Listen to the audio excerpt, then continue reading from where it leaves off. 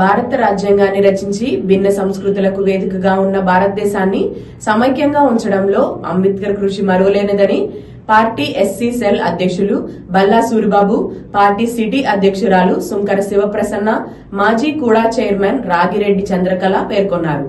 రాజ్యాంగ నిర్మాత Babasaheb doctor BR Ambedkar జయంతి వేడుకలు వైఎస్ఆర్సీపీ కాకినాడ పార్టీ కార్యాలయంలో ఘనంగా నిర్వహించారు.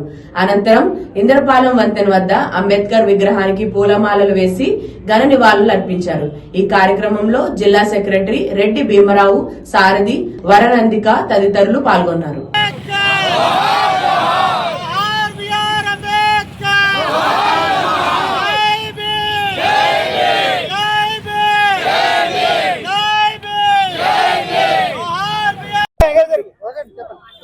ఈ రోజు డాక్టర్ బిఆర్ అంబేద్కర్ గారి 135వ జన్మదిన శుభాకాంక్షలు చెప్తూ కాకినాడ సిటీ వైఎస్ఆర్సీపీ కార్యకర్తలు, అలాగే కాకినాడ సిటీలో ఉన్న దళితులందరూ కూడా భారీ ఎత్తున ఇక్కడ డాక్టర్ బిఆర్ అంబేద్కర్ విగ్రహం వద్దకు వచ్చి ఈ యొక్క జయంతి కార్యక్రమాన్ని పురస్కరించుకుని చాలా ఘనంగా ఈ ఏలకపాకు ఈ దళితులకి ఈ కాకినాడ సిటీలోనే కాదు యావత్ ప్రపంచంలోనే పెద్ద ఎత్తున ఈ దళితులందరూ కూడా పండగ వాతావరణం చేసుకుంటారు.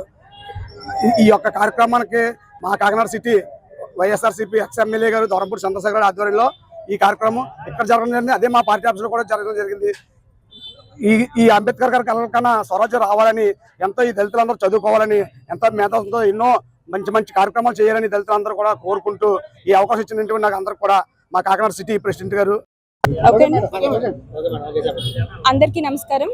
ఈరోజు మన వైఎస్ఆర్సీపీ సిటీ ఆఫీస్లో, అదేవిధంగా ఇక్కడ ఇంద్రపాలెంలో మన అంబేద్కర్ గారి విగ్రహం దగ్గర కూడా శ్రీ ద్వారంపూడి చంద్రశేఖర్ రెడ్డి గారి ఆధ్వర్యంలో ఆయన జయంతి సందర్భంగా ఈరోజు ఇక్కడ ఘనంగా నివాళులు అర్పించడం జరిగింది.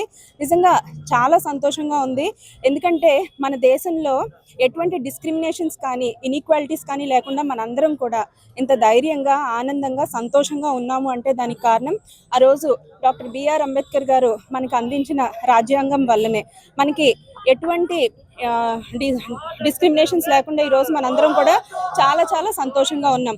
మరి బాబాసాహెబ్ అంబేద్కర్ గారి ఆశయాలకు అనుగుణంగా నడుచుకునే అతి తక్కువ మంది నాయకుల్లో చెప్పాలంటే మన మాజీ ముఖ్యమంత్రి వర్యులు శ్రీ వైఎస్ జగన్మోహన్ రెడ్డి గారు ఉన్నారని చెప్పడంలో ఎటువంటి అతిశయోక్తి లేదు. మరి ఎటువంటి డిస్క్రిమినేషన్స్ కానీ ఇన్ఈక్వాలిటీస్ కానీ లేకుండా ప్రతి ఒక్కరికి కూడా న్యాయబద్ధంగా, రాజ్యాంగబద్ధంగా ప్రతి ఒక్కటి అందించడం జరిగింది.